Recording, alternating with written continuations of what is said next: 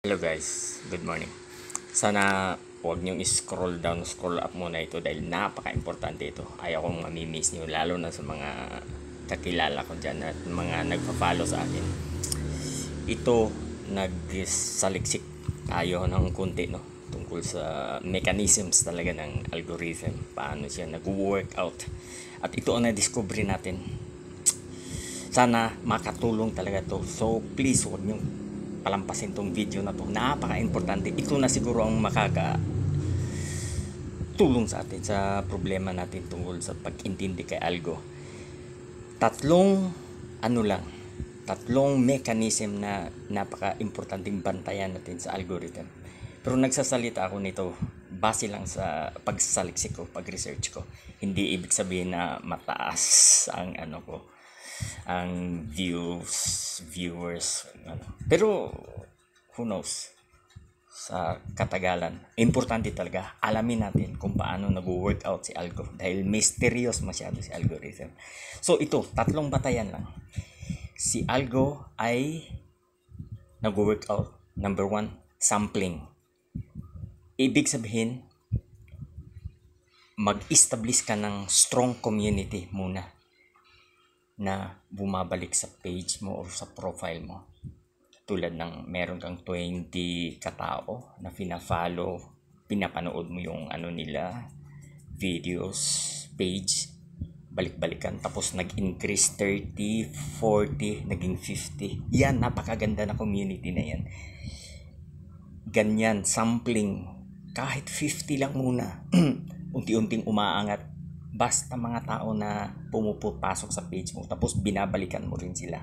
Yan ang tunay talaga na engagement, no? Until such time mag-build up yan.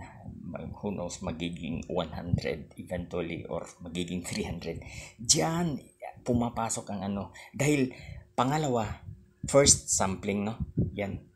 You have to establish a strong FB community. Tapos second, feedback. Importante talaga ang feedback nila. So, kailangan nagko-comment sila sa mga videos and post mo. So, yung feedback na yan, pumupunta yan kay algo. Diyan nanonotice ni algo kung okay ba yung feed, yung ginawa mong video, So, pagkatapos yan, from your strong small community, i-feed ni algo yan sa wider audience.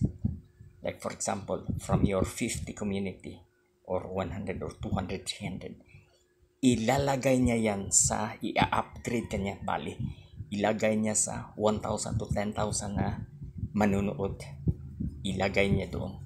Tapos kung merong good comments, good feedback, pupunta na naman yan ka algo. Until such time, yan talaga pala ang mechanism na may potentiality ang isang video na magiging viral. Dahil from 1,000 to 10,000 na level, na bracket level, from your strong, small bracket community, na 50 or 100 or 300, no? Ilalagay na naman niya sa 1,000 to 10,000. So from 1,000 to 10,000, pag merong mga good comments, good feedbacks dyan, potential talaga yan, nagba-viral talaga yan, maniwala kayo. Pero don't take it from me, I'm still a small content creator, but we really have to smarten up with these kind of things. And to tell you, I'm good at research, and this is what I've found out really. The 3 things, no? I've talked already about the first sampling, no? Naintindihan nyo na yan. Next, yung feedback na nagro-rotate, pumupunta kay algorithm, nagpapa sa kanya kung okay pa, tapos i-feed niya ulit sa wider audience, nagle-level up yung bracketing ng Tapos ang pangatlo ay so, yun guys, no, yung sinabi kong tatlo, dalawa lang pala. Nakalimutan ko yung isa, o parang dalawa lang talaga. So yan, tandaan natin, sampling and feedback, napaka-importante talaga. So, alagaan natin yung strong community na pumapasok sa bahay natin. Tapos, push lang hanggang magdadami yan sila. Tapos, ulit-ulitin ang ating ginagawa araw-araw hanggang magiging ano, no?